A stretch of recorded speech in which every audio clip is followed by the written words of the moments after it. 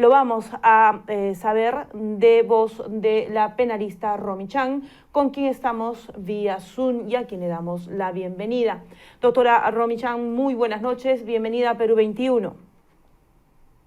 Buenas noches, muchas gracias por la invitación. A usted siempre por su disposición. Doctora, varias cosas que revelan este acta. Yo debo empezar preguntando primero sobre lo que ha resaltado más, el hecho de que hoy se sabe que Bruno Pacheco, el secretario del presidente Pedro Castillo, guardaba $20.000 en un baño de Palacio de Gobierno. Por ahí, usted podría quizás hacer un análisis de qué significa eso, si esto podría ampliar investigaciones.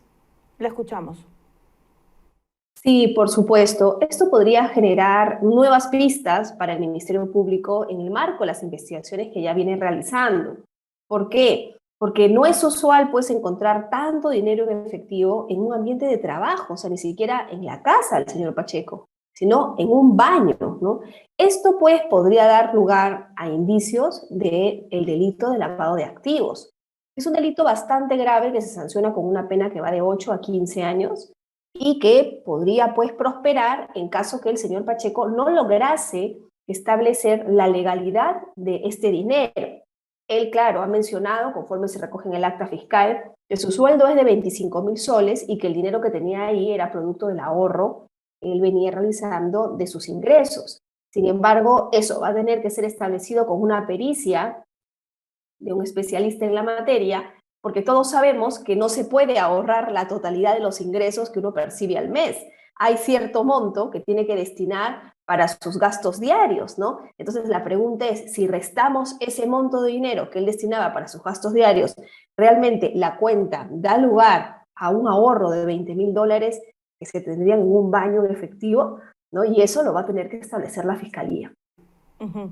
Ahora, ¿por qué la Fiscalía no incauta ese dinero? En el acta ahora se revela, Perú 21 publica estos documentos que se sacan fotocopias, pero no se incautan. ¿Por qué sucede esto? Bueno, lo que pasa es que la diligencia que se realizó no fue una diligencia de allanamiento, fue una diligencia de exhibición de documentación pública y, en caso de ser necesario, de solicitud de esa documentación que es pública.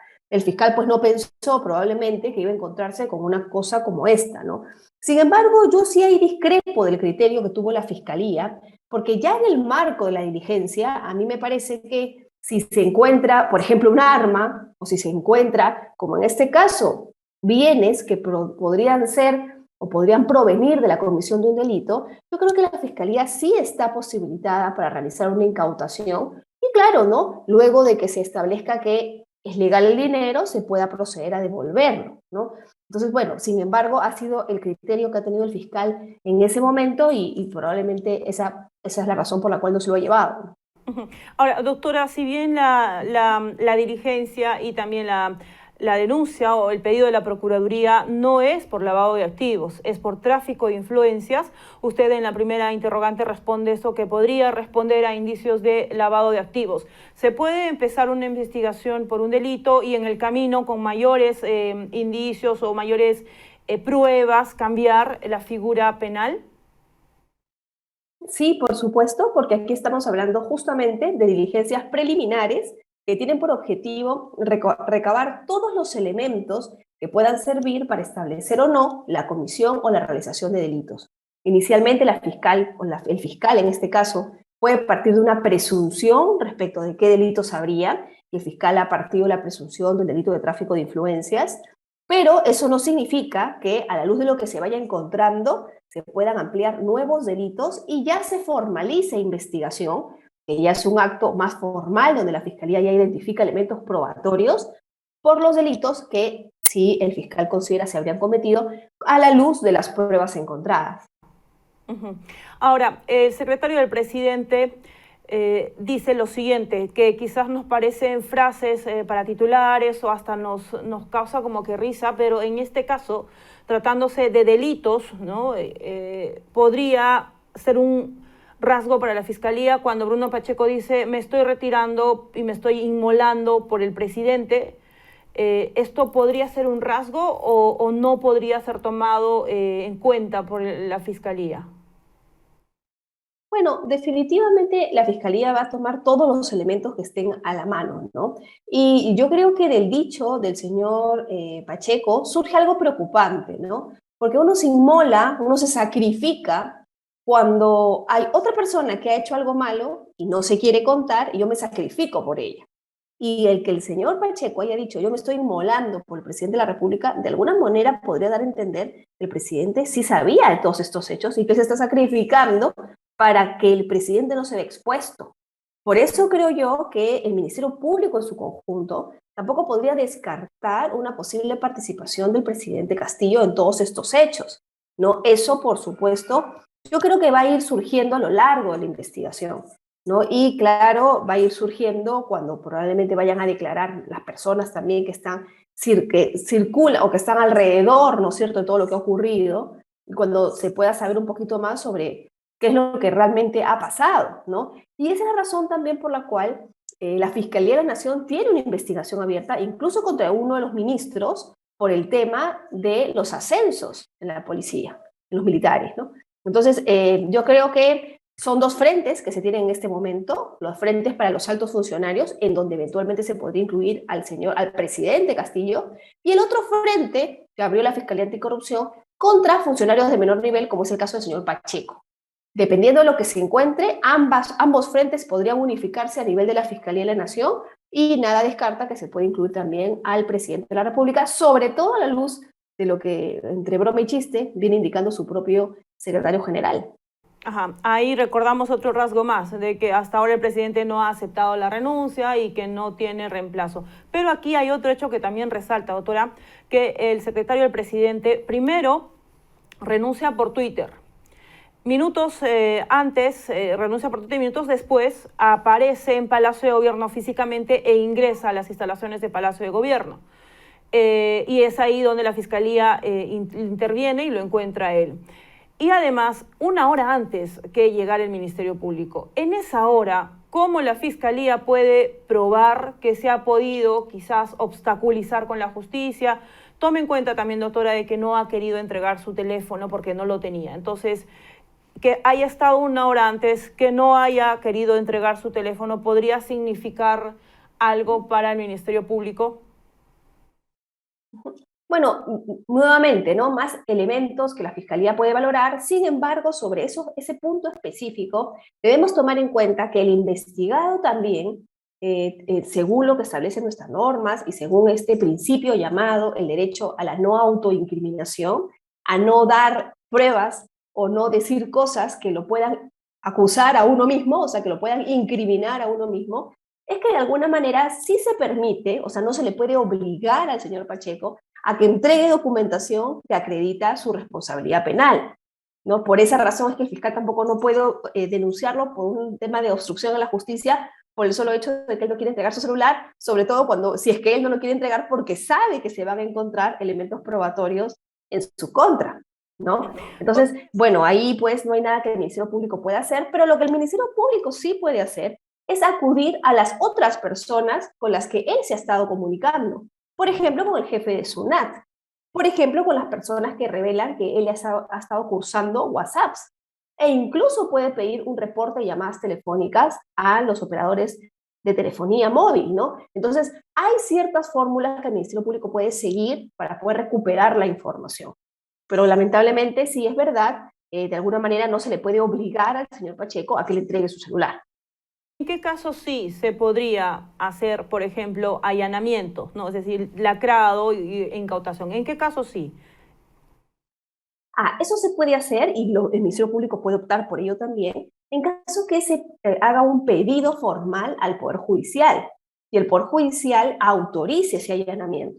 En esta ocasión, esta intervención que la Fiscalía tuvo, que es una diligencia de solicitud de exhibición de documentación pública, no fue autorizada por un juez porque no era necesario que se hiciese de esa manera, en tanto no era un allanamiento. Pero si el fiscal quisiera, por ejemplo, ya acudir a la casa del señor Pacheco o a la casa de otras personas que podrían eventualmente estar involucradas, que se ha mencionado por ahí también en la opinión pública, ¿no? Entonces, claro, ahí sí tendría que pedir una orden judicial de allanamiento y por supuesto que ahí sí podría incautar todos los bienes que encuentre.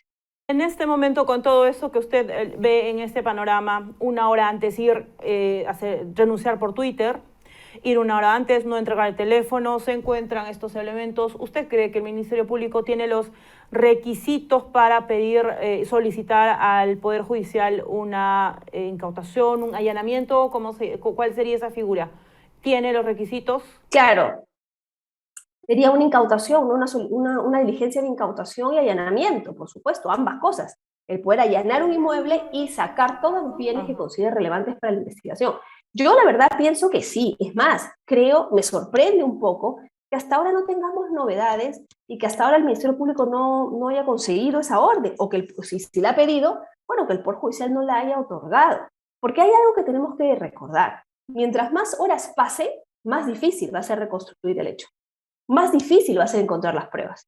Más chance le damos a los involucrados a que puedan esconder, destruir celulares y destruir todos los documentos que los puedan involucrar. Entonces, la verdad a mí me sorprende que todavía no se haya tomado acción sobre ese punto, ¿no? Porque incluso a la luz de lo que se ha ido encontrando, si bien la diligencia que se realizó en Palacio fue muy larga, yo creo que de manera paralela la Fiscalía, a la luz de lo que ya iba encontrando, pudo haber solicitado la orden de incautación al Poder Judicial, ¿no? De manera paralela para hacerlo en otros inmuebles.